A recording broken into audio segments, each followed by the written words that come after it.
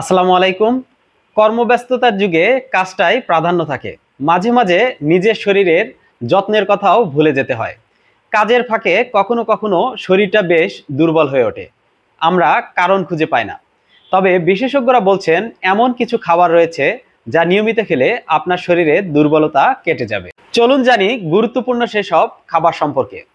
Protein সমৃদ্ধ খাবার আপনার শরীরের পেশি ও শক্তি বাড়ায়। প্রোটিন সমৃদ্ধ খাবারের মধ্যে রয়েছে ডিম। ডিম প্রোটিন, ভিটামিন বি 12 ও আয়রন সমৃদ্ধ। মাছের মধ্যে রয়েছে রুই, কাতলা, স্যালমন, টুনা মাছ। এগুলো ওমেগা 3 ফ্যাটি অ্যাসিড ও প্রোটিন সরবরাহকারী। মুরগির মাংসে উচ্চমাত্রার প্রোটিন ও আয়রন থাকে। দুধ ও দুগ্ধজাত খাবার যেমন দই, ছানা, পনির ক্যালসিয়াম ও প্রোটিন সমৃদ্ধ।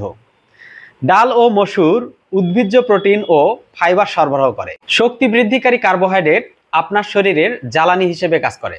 এগুলোর মধ্যে রয়েছে বাদামি চাল ও ওটস। এগুলো ধীরে ধীরে শক্তি দেয় এবং আপনাকে দীর্ঘক্ষণ কর্মক্ষম রাখে।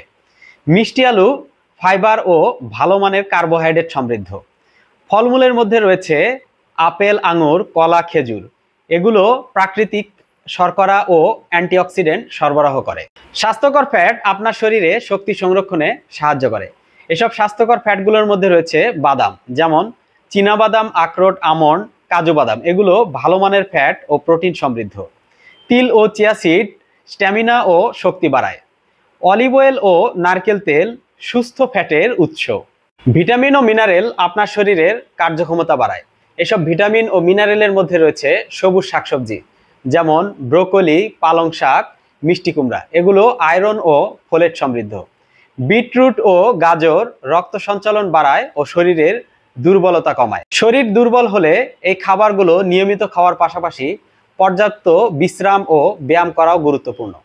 স্বাস্থ্য বিষয়ক সুন্দর সুন্দর টিপস পেতে আমাদের ফেসবুক পেজটি ফলো করুন আর ইউটিউব চ্যানেলটি সাবস্ক্রাইব করতে ভুলবেন না। আর বিস্তারিত জানতে ভিজিট করুন redonpharma.com। ভালো থাকবেন, সুস্থ থাকবেন এই কামনায়। খোদা হাফেজ।